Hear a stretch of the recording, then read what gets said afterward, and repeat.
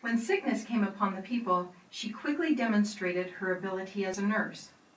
In Bluff, a bumper crop of babies was always on the way. Bishop Jens Nielsen, who knew of her nursing skills in Cedar City, called her to officiate as midwife of the community. She refused, saying, "I'm green as a cucumber, and I don't know how babies are born." But Bishop Nielsen persuaded her. Aunt Jody was the doctor in Bluff for 25 years, often giving... Description by Albert R. Lyman. When in 1882, Frederick and Mary Jones accepted a mission call to the recently organized San Juan Mission, they left their small farm in Cedar City and joined by covered wagon to the little settlement named Bluff in the wilds alongside the San Juan River.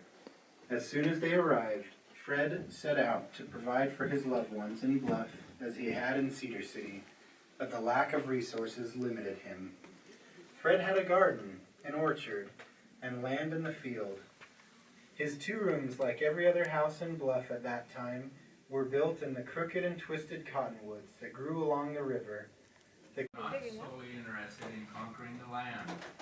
They placed great importance on educating their hearts and their minds. The glory of God is intelligence, they believed.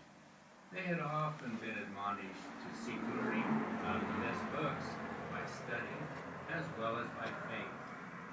After they arrived, establishing a school became one of their first priorities, but reading and writing and ciphering, as it was called, were a bit different in 1880. One county, 2 outlaw cowboys were seen in the county. Hanson and his deputies rounded up the 2 cowboys and headed for Thompson, Utah, over 100 miles away. This was the closest railhead where the outlaws could be extradited to Colorado to stand trial for their misdeeds. Each night, Hanson and his deputies would take turns standing guard over the prisoners. One night, during Hanson's watch, everyone seemed to be asleep. Pretty soon, his eyes got heavy too, and he dozed off. All of a sudden, he heard someone call out his name. Hanson! I had 2 sisters and their families who were also a part of the San Juan Mission call, Elizabeth and her husband Henry, and Ellen Agnes and her husband Amos Hiram Fielding. My family lived in Parowan. I was still single when I went on the expedition. During the next few months, I was called to be a scout on all 4 of the exploring parties. I saw the difficulty in the lower trail across Lee's Ferry and across the reservation. I traveled back the upper route when we left Elizabeth and her family at Montezuma Creek. He never imagined he would one day be called on a mission to live among Native American tribes in the West in order to learn their language, their culture, and their ways for the purpose of improving relations between Indians and the pioneer settlers. In 1855, Thales married Hannah Marie Woodbury, and they moved to a small settlement in southern Utah. Thales was away from home when a young Indian boy was visiting Hannah, and the boy removed one of the guns that Thales kept on a wall. The boy accidentally discharged the gun, and Hannah and her unborn child died from the gun wound. When the trading post sprouted up, Amos of Arden started his trading post, the Rincon, near San Juan Hill.